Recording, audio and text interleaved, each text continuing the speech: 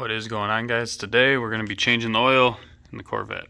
So tools you're going to need to successfully do this job: a 13mm to take off both of the drain plugs, a jack stand, probably 4 of them, a jack, and assuming that your oil filter doesn't come off, either an oil filter wrench, which I don't have here right now, so you might need a channel lock then. It's not horribly different than any other car, but people get pretty excited about it because it is a dry sump system. Anyway, first step here, we're going to pop the hood, open this cap up,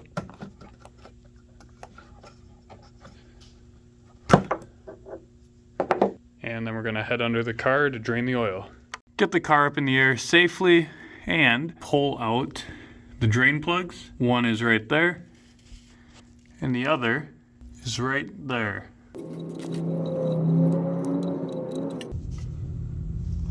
That guy's not coming out very fast, so we're gonna slide the pan over to be able to catch oil coming out of both of these.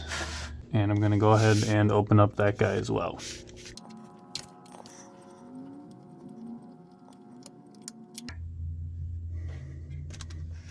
Just keep in mind, if you have a small oil pan under the car, opening both of these at the same time probably not going to be a great idea for you.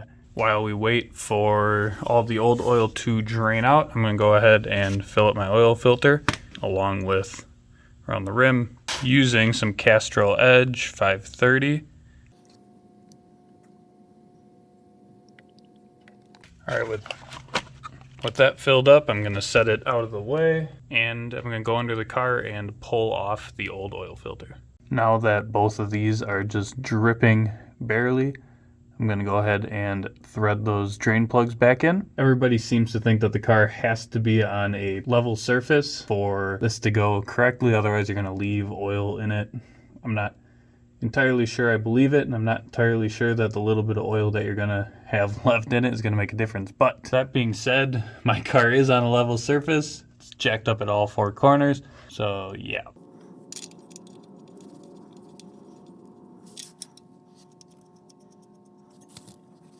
With those drain plugs back in, I'm going to go ahead and slide my oil pan over a little bit and take off the filter. If you don't want to get oil all down your arm, but you want to take the filter off in one go, tie a rag around your wrist. Oh geez, she's on there good.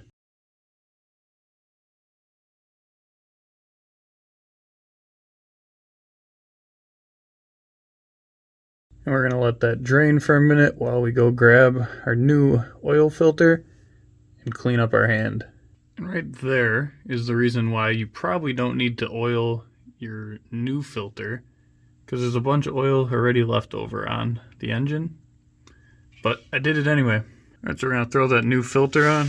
And I'm trying to only use my hand that I didn't take the old filter off with, so that way it's not just getting oil all over this filter, so I can properly hand tighten it. While we're under here, I'm going to go ahead and we're going to slide our oil pan out of the way and tighten both of the drain plugs real quick. And with that done, we're going to lower the car onto level ground.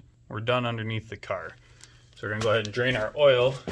So I did notice just now while I was editing this video that when I was draining my oil, it looked pretty gross. There's a lot of crap in the pan and whatnot.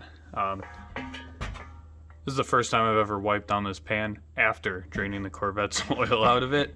So as you can see, the pan's not in very good shape. It's kind of falling apart, and other vehicles' oil and whatnot has sat in there. So it is a good idea to have a clean pan when you drain your oil into it, because then you can see if there's tons of metal in it or something else. You'll know that it came out of that car's oil. Next time I'll use a clean pan, maybe. While that drains, we're gonna go back over to the car.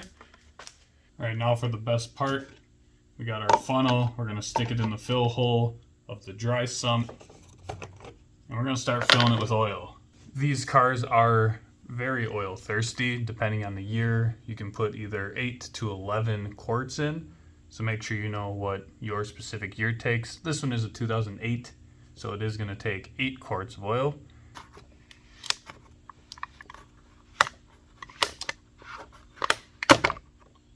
Very unsatisfying Not what I was hoping for. So we already got 5 quarts in there from the last jug. So now we're going to try and put just 2.5 of this jug in there.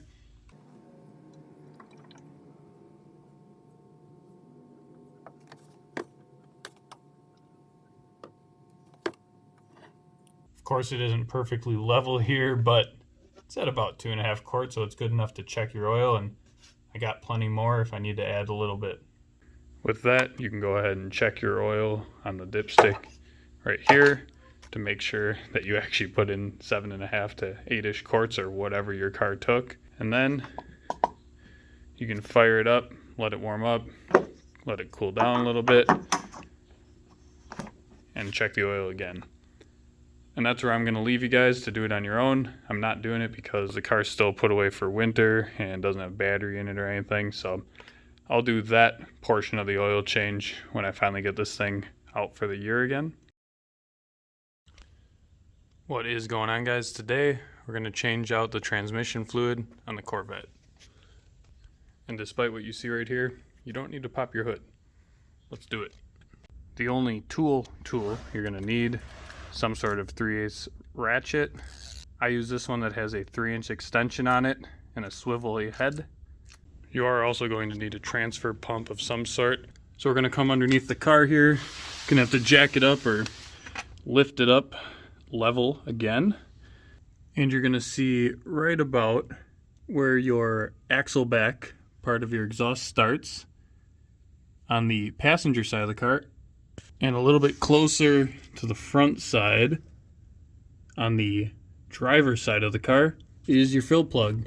So we're going to go ahead and stick a 3/8 ratchet in there and crack it loose before we do anything else, just to make sure that we're going to be able to fill the transmission after we drain it. And with your drain pan set up, you're going to go ahead and pull that plug. And while that fluid is draining, you can take out the fill plug. With both the drain and the fill plug removed, just gonna let that drip for a while I go clean off my phone from getting transmission fluid all over it. Trying to record myself removing that plug. So I've taken the hose of my transfer pump, and as you can see, I zip tied it to that line there, so that way it will stay in place while I pump. Put the other end of your transfer pump in the oil and start pumping. Probably gonna take a while if you got some crappy little pump like this, but you're gonna need to put in about 3.5 quarts. And when it starts dripping back out of the fill plug, you know you're full. And then pull your transfer hose out of the fill hole and make sure that it's still dripping, so that way the dripping that you saw wasn't just fluid running off of the transfer pump's tube, just to make sure it's actually full. Thread your fill plug in by hand and then throw your ratchet on it and tighten it down. So now you are done changing the fluid. Go ahead and wipe up the drip coming off your drain plug, wipe down your exhaust and that sensor, whatever got fluid on it, so that way if you see drips on the ground later, you know it's a new leak and it's not just residual. And get out from under your car. You're done. What is going on, guys? Today we're going to change the rear end fluid in the Corvette. And for this, I'm going to use some 7590 synthetic redline and a LSD friction modifier. Tools you're going to need to do this job: a pick of some sort. As you can see, mine's destroyed and it still worked. A 10mm Allen. I have the Allen sockets, and that makes this way easier to crank that fill plug open and then retighten it when you're done. And of course, some sort of oil transfer pump and a good source of light. First thing you're going to do, as always, when you're working under your car, is lift it up safely. For this case, again, for filling it, you're going to need to be level, just like when you do the transmission or the oil. So we're going to come over here on the right side where this Allen socket is, 10 mil. We're going to start by cracking this open just to make sure that it will come open once we drain it, so that way we can fill it back up.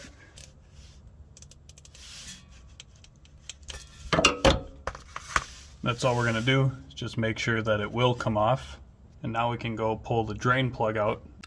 Moving further under the car is our drain plug. You're going to have to remove the little clip that is right there.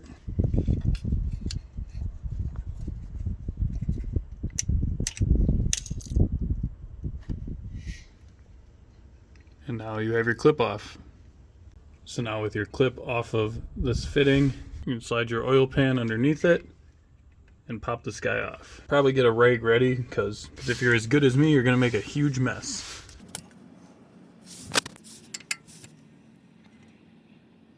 Now that's draining, you can finish removing the fill plug to help it drain out a little bit quicker. Now that it is pretty much done draining, about 10 minutes later, you can pop this guy back into the hole, and then we can go ahead and put this clip back on. So that clip should snap back into place, and should snap back into place. And then you can go ahead and give this guy a wiggle, pull him down, make sure that he doesn't snap out, just to make sure that clip is in the right spot. With that plug back in and secured, we can move up here to the fill plug, go grab our fluid and our pump, and fill it up. A couple tips for you: if you got little bottles like this and one of these cheap pumps that have a fairly stiff hose, it's pretty hard to suck all of the fluid out of the bottle. So when you get near the end, just go ahead and cut it, and then it'll be a lot easier to hold the hose in place while you pump. Also, you can see I used a zip tie there, and I tied the hose to my sway bar. That's just so when I end up moving the pump around as I'm pumping, it doesn't keep pulling that hose out of the fill hole there. And of course, give yourself as much room as possible. I have the car parked right up against the garage door, so I had almost no room to work with, and that sucked. But this is why the car needs to be level. But when you get close to having used 2.5 quarts, start paying attention. Once it starts dribbling out, you can put the plug back in, tighten it down, and you're done. If you have a vacuum pump, it would be very easy to suck out both your brake fluid and your clutch fluid reservoir, as well as your power steering reservoir, and fill those all up with fresh fluid as well. I already did that a couple months ago, not on camera, so I'm not going to do it again. But new fluids, never a bad thing. Now that you got your engine oil changed, your trans fluid changed, your rear end fluid changed, get your car out. Take her out for a rip.